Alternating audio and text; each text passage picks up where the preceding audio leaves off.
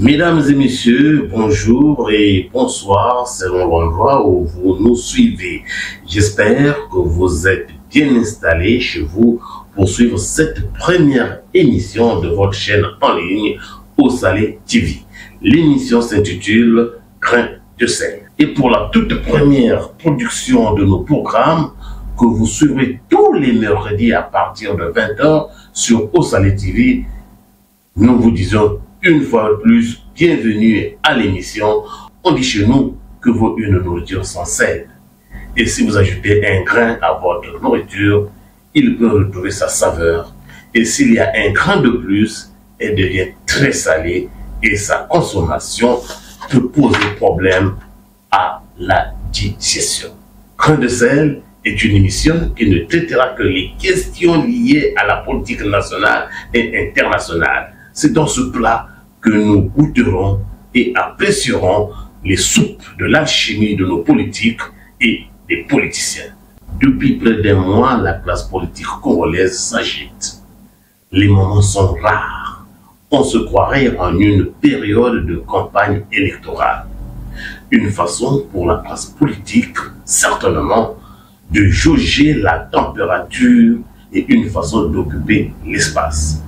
Depuis que les annonces de la déclaration de la candidature de M. Sassou Nguesso ont été mises sur la toile par ses partisans, cela a réveillé tous ceux qui n'attendaient que cette ultime occasion.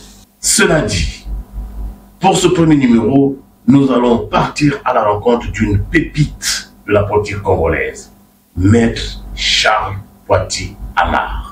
Un compatriote congolais qui arrive sur le giron de la politique avec un message clair et concis. Il manie avec éloquence les mots à tel point que même les plus sceptiques arrivent à être convaincus de ses propos. Des mots, oui, des mots, il arrive sans nul doute à soigner les maux qui minent la société congolaise. Les déclarations, il en a fait plusieurs. Ce qui attire notre attention, c'est la constance de ses propos qu'il assume avec courage.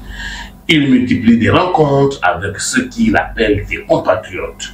Je ne vais pas être comme celui qui doit traduire ses propos, mais vous laissez plutôt suivre Charles Anissé Poiti Amar s'adressant aux populations de Vindoulo et des environs.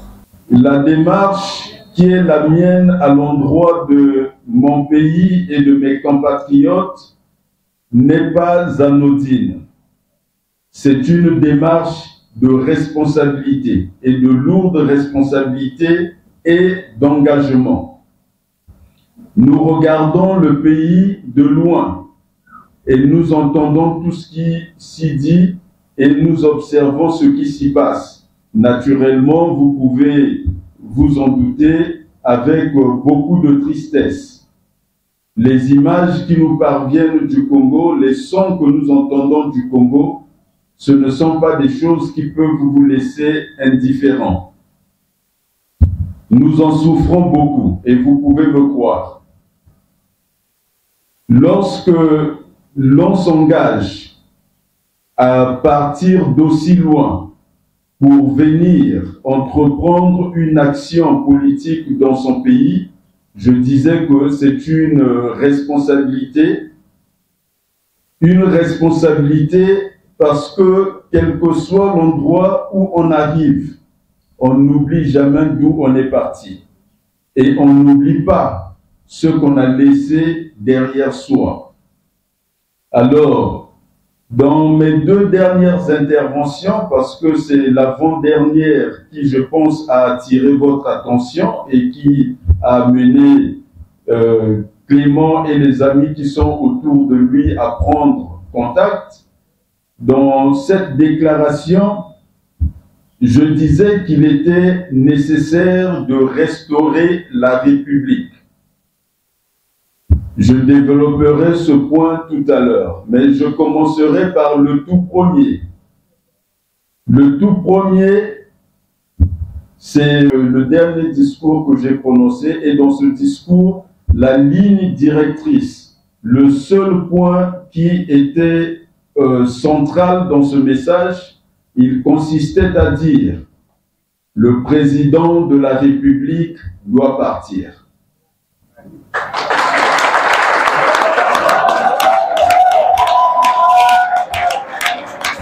Ce message,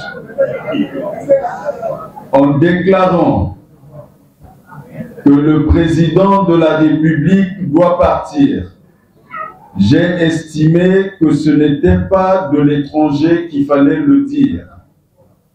J'ai estimé que ce n'était pas derrière un écran qu'il fallait le dire.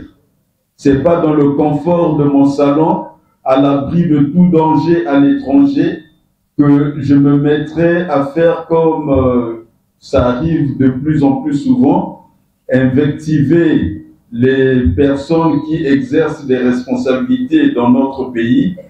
J'ai cru, parce que ce sont les valeurs sociales et républicaines dans lesquelles je crois, que lorsqu'un citoyen porte une conviction, il doit assumer cette conviction jusqu'au bout.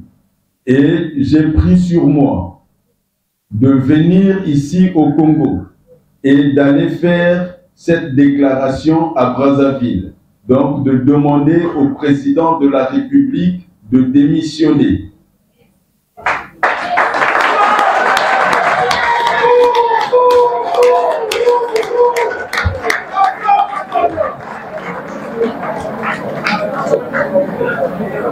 Et j'ai ajouté dans mon message, et m'adressant à vous, je considère que non seulement je m'adresse à une partie de mes compatriotes, mais je m'adresse aussi à la nation congolaise. Dans cette déclaration, je disais que si le président de la République refusait de partir, nous devrions le faire partir.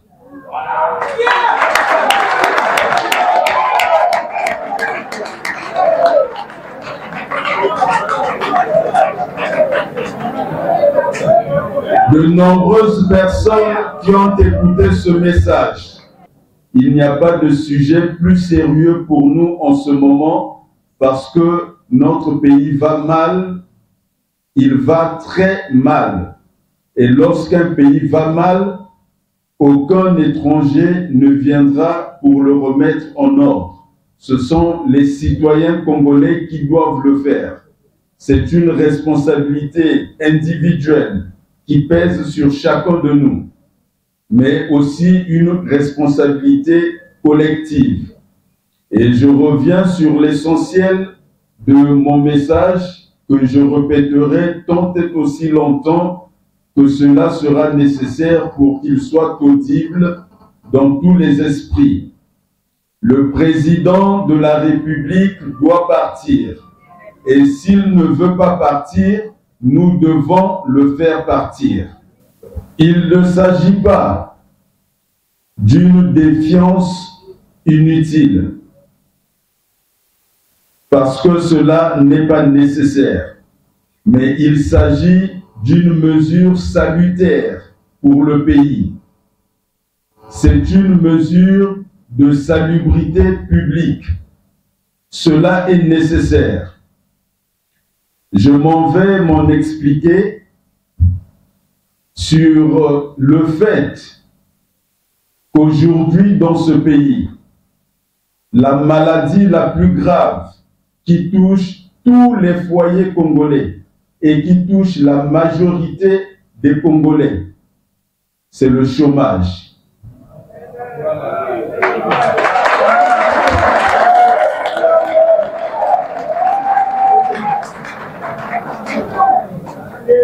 Le chômage est un cancer social parce que le chômage détruit l'homme, détruit la femme individuellement, mais détruit aussi la famille parce que de nombreuses familles se brisent en raison des difficultés pour les uns et les autres dans la famille à apporter leur contribution pour le bien-être de tous. La société va à volo lorsque le nombre de chômeurs est supérieur à celui des personnes qui sont employées. Or, pour qu'il y ait des emplois dans un pays, il faudrait qu'il y ait des entreprises. Cela signifie qu'il faut qu'il y ait des investissements. Lorsqu'on parle d'investissement, nous sommes en train de parler d'argent. Mais il faudrait que chacun des Congolais arrive à comprendre la situation dramatique dans laquelle se trouve le Congo aujourd'hui. L'argent produit au Congo, dans sa grande majorité, va à l'étranger. L'argent qui est produit au Congo, dans sa grande majorité, va à l'étranger. Vous avez entendu parler des scandales financiers dans lesquels on vous parle des Congolais qui ont des milliers de milliards à l'étranger. Ça veut dire qu'en dehors des salaires de la fonction publique et de quelques petites dépenses qui sont faites ici et là, l'argent du pays va à l'étranger. Ce qui signifie qu'il ne peut pas y avoir d'investissement dans le pays. Si tout l'argent va à l'étranger, les Congolais sont au Congo, mais l'argent des Congolais va à l'étranger. À ce moment, vous comprenez que les Congolais sont condamnés au chômage. Mais en plus de cela, l'argent de l'étranger ne vient jamais au Congo. L'argent de l'étranger ne vient jamais au Congo. Pourquoi l'argent de l'étranger ne peut pas venir au Congo? Parce que le régime qui est en place est arrivé au pouvoir par la guerre. Il se maintient au pouvoir par les armes. Vous connaissez le trucage des élections, vous connaissez tout ce qui se passe dans le pays. Et lorsque je déclare que le président de la République doit partir et que s'il refuse de partir, nous devons le faire partir, je vois la perplexité dans les regards parce que les gens redoutent la violence des armes. C'est pour ça que je dis qu'il se maintient au pouvoir par les armes. Donc, tel que je vous regarde là, de l'étranger d'où je viens, où je vois les gens, comment ils sont dans la quiétude, la tranquillité, la paix, quand je vous regarde, je vois des citoyens traumatisés. Je vois des citoyens terrorisés. Il y a un régime de terreur. Les Congolais vivent dans la terreur. Et Dieu n'a pas créé l'homme pour qu'il vive la peur au ventre. Dieu a créé l'homme libre et pour qu'il vive dans la liberté. Donc, je vous disais que l'argent de l'étranger ne vient pas au Congo parce que pour que tu investisses à l'étranger, il faudrait que tu sois suffisamment riche dans ton propre pays pour que tu prennes une partie de ton argent et que tu ailles le placer à l'étranger. Personne ne peut prendre une partie de son argent dans un lieu sûr pour aller le mettre dans un lieu insécure. Donc, vous ne pouvez pas prendre l'argent dans un pays sûr, comme le Canada, pour venir le mettre dans un pays dangereux comme le Congo. Pourquoi quelqu'un ne peut pas prendre de l'argent dans un pays sûr pour venir le mettre au Congo? Mais parce que celui qui va investir au Congo va s'adresser à des agences d'évaluation qui existent dans le monde. Vous posez la question à cette agence, je compte investir 5 millions de dollars ou 5 millions d'euros au Congo. Est-ce que vous me conseillez d'investir cet argent? L'agence qui va vous conseiller va faire une évaluation de risque. Et cette évaluation consistera à observer certains paramètres extérieurs. Qu'est-ce qu'ils vont voir? Ils vont constater que dans ce pays, il y a un régime qui est arrivé au pouvoir par la guerre. Lorsque vous dites à quelqu'un qu'il y a déjà eu la guerre dans le pays, vous imaginez ce que les gens qui n'ont jamais connu de guerre peuvent penser de votre pays. Parlons du départ de M. Sassou Nguesso à la tête du pays. Charles Anissé propose une alternative. Nous prendrons nos responsabilités pour le faire partir. C'est par la non-violence. Personne n'a besoin de violence au Congo. Et de toute façon, nous n'avons pas d'armes et nous n'avons pas besoin d'en fabriquer. Le peuple indien s'est libéré du joug colonial britannique sans tirer un seul coup de feu. Mais ils avaient cru en un avocat, Mahatma Gandhi, qui leur avait dit « Ne cherchez pas des armes » parce que des gens voulaient trouver des armes en se disant qu'ils étaient plus nombreux que les Britanniques. S'ils avaient des fusils, ils pouvaient les vaincre. Et Gandhi avait dit « Notre victoire ne doit pas être une victoire militaire. Elle doit d'abord être une victoire morale. » Et pour cela, je dis au peuple congolais que notre victoire doit d'abord être une victoire morale. Ça veut dire que l'histoire devra retenir, si nous sommes obligés d'en arriver à faire partir le président de la République, l'histoire devra retenir qu'une génération de Congolais déterminés, sans violence, se sont levés et ont marché dans le pays, ont rendu le pays ingouvernable. Les actions à poser seront des actions successives. Ce seront des actions successives. Il y aura des appels à l'action et chacune des actions aura sa propre nature, mais ce seront toutes des actions non violentes. Vous ne pouvez pas gouverner un peuple qui ne veut plus être gouverné. Lorsque le peuple décide de désobéir, vous ne pouvez pas aller chercher les gens dans leur maison pour les amener à obéir. Donc, le moyen pour la question, la réponse précise, notre moyen d'action sera la non-violence. Et les actions, elles seront annoncées progressivement, ce que devront faire les militants. Nous devons former une union patriotique parce que vous le savez, notre pays a été divisé. Beaucoup de personnes ont été induites en erreur. De nombreux Congolais pensent que le pouvoir actuel est le pouvoir du Nord. D'autres pensent que c'est le pouvoir des Mboshi.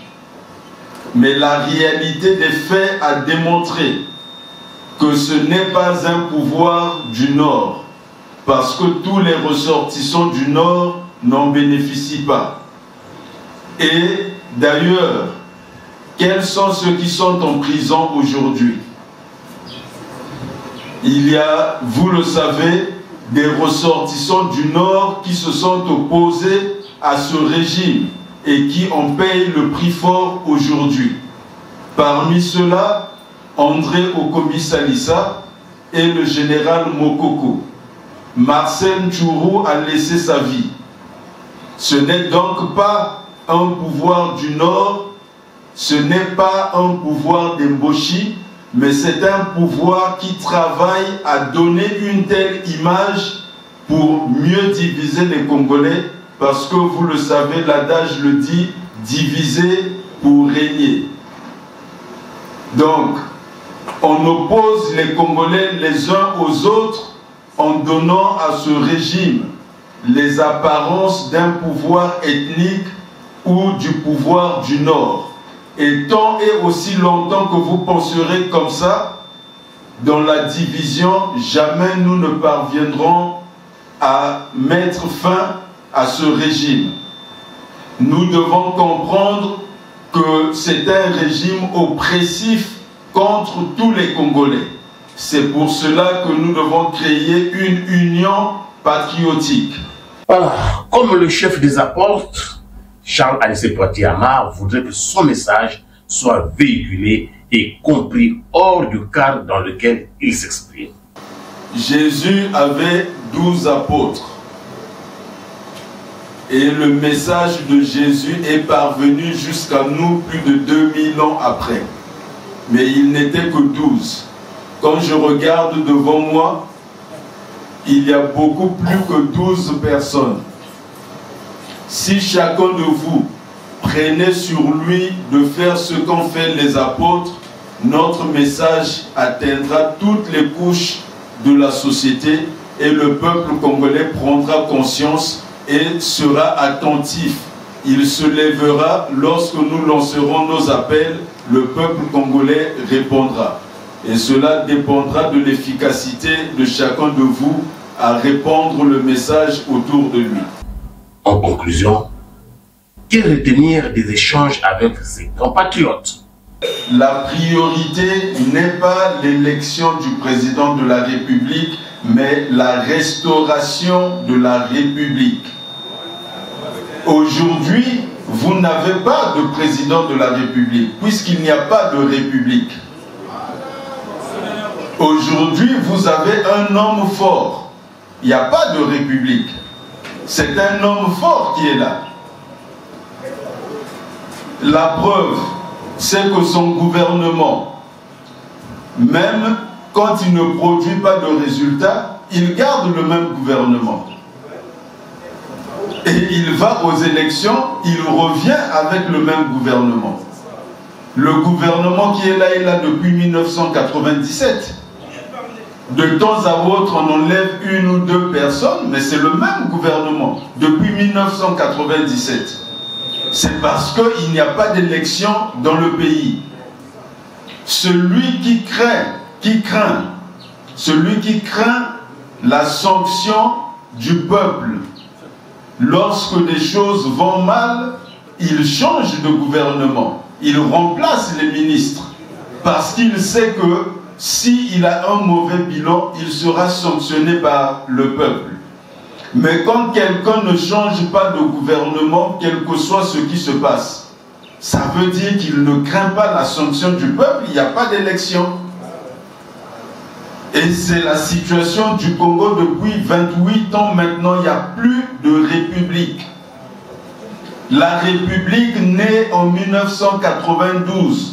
Des efforts des Congolais à la conférence nationale, elle s'est arrêtée en 1997. Et de 1992 à 1997, nous étions en République. Lorsque le président Pascal Lissouba était au pouvoir, de 92 à 97, est-ce que vous vous souvenez du nombre de fois que le président a changé de gouvernement? Le président Lissouba a eu 5 premiers ministres en 5 ans. Pourquoi il a eu 5 premiers ministres? Pourquoi 5 gouvernements en 5 ans? Mais parce que le pays était dans une ébullition politique. Le pays était dans une agitation politique. Il y avait des situations, donc on avait censuré son premier gouvernement, ce qui montre bien que nous étions en République. Son gouvernement a été censuré, il lui fallait un nouveau gouvernement. Lorsque nous entrons dans la situation de guerre civile de juin 1997, il change de gouvernement, il nomme Bernard Kolela à la place de David Ganao, parce que nous étions dans un contexte particulier, il fallait un premier ministre et un gouvernement qui répondent à ce contexte particulier. Donc lorsque vous êtes en démocratie, le président de la République considère le gouvernement comme un instrument d'action.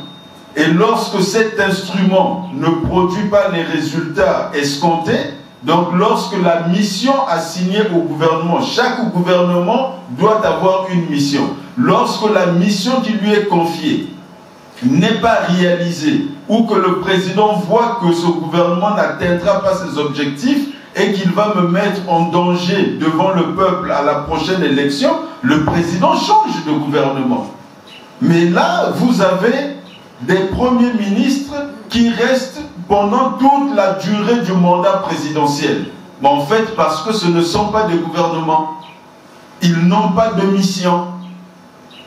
Et donc, on n'attend rien de ces personnes. Et je reviens pour dire que nous ne sommes pas en République. Pour que vous ayez un président de la République, vous devrez être en République. Ici, c'est une appellation, président de la République, mais il n'est pas président de la République au sens où on entend la République. C'est un peu comme quelqu'un qui, dans les conférences, arrivait avec des bouteilles d'eau, mais dans la bouteille d'eau, il y avait la vodka. Et comme la vodka est transparente comme l'eau, il prenait la vodka dans la conférence, personne ne savait qu'il était en train de se saouler en pleine conférence.